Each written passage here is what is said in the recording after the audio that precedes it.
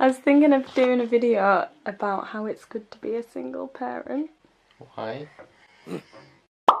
Hi guys, welcome to my channel. So why am I filming this video? Basically to slag off Eric. No, I am joking, don't click off this video, Eric. But Eric has gone back to America now, so it is again just me and Edward.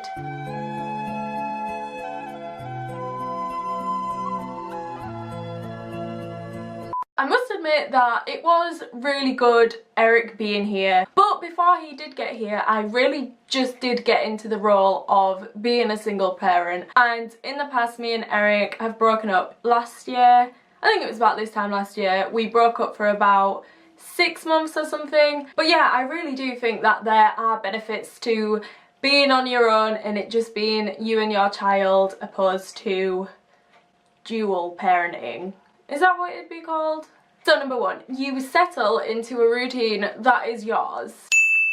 You establish a routine and you stick to it, and I definitely think that this is so much easier when you are on your own. And this was really hard, especially the first few weeks that he was here, because it was all about trying to get Eric into a routine and learning Edward's routine. I definitely find that when you are on your own, you know your child's routine. You know what time he has a nap and how long he has a nap for, and when he has his lunch, when he has his snack. And I think when a child does get out of a routine, it actually affects them on a night and how well they sleep. I did find that when Eric first came here that Edward was waking up multiple times in the night, even though it was Eric that had to get up. Number two, you don't need to worry or justify how you are parenting. If I want to feed Edward banana on toast 3 mornings in a row, then I will do. Oh, actually, whilst we are on this one, I just thought of something, and that is that me and Eric do have a disagreement on one specific thing, and that is whether Edward is spoon-fed or baby-led. Eric is all about being nice and clean and doesn't want Edward having any mess at all when he eats, but I like to give Edward his food so he can feed it himself, because at some point his dad's not going to be there to feed him, like now, so Edward throws his food around and he can do it when Eric's not there. Number three, people are more likely to offer to babysit when you are on your own, so that you do have a little bit of time to yourself. Although Edward does more or less come everywhere with me, so if you want to see the Paris vlog in a couple of weeks, definitely subscribe.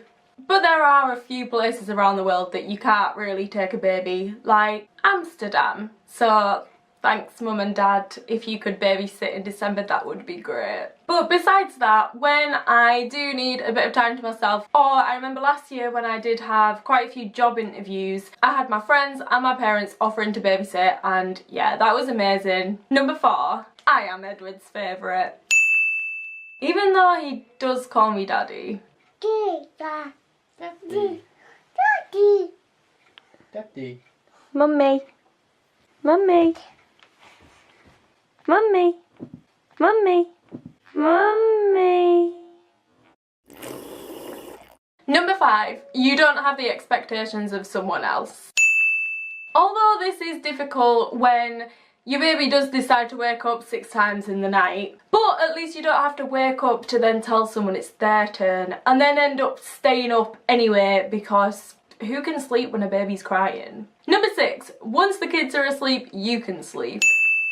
So when they have woken up 16 times the previous night, they're going to be more tired in the morning, which means more nap time for you. Or if not, you get an earlier bedtime. There's no one there that you need to be entertaining at night. But if I'm not sleeping and the kids are asleep, at least I can do my own thing, like usually watch shit videos on YouTube. Kinda like what you're doing now. Number seven, you see your friends more often.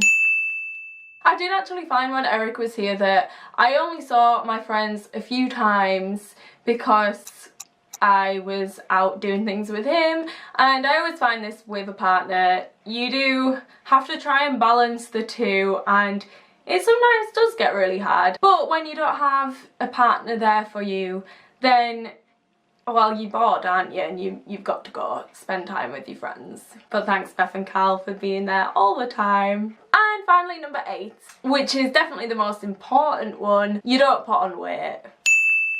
Every time I've seen him, I've put on between 8 to 10 pounds. Actually, I think this time I put on a stone.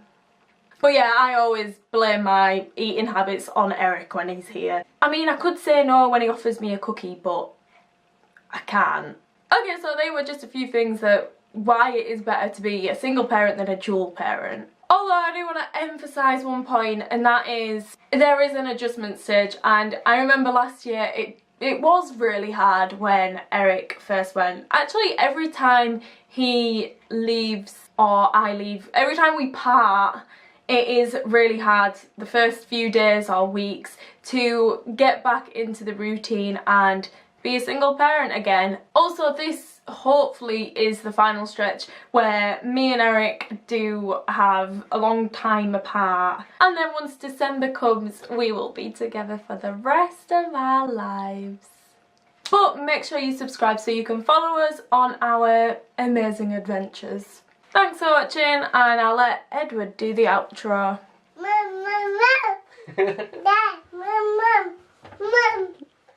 Mum. Hey.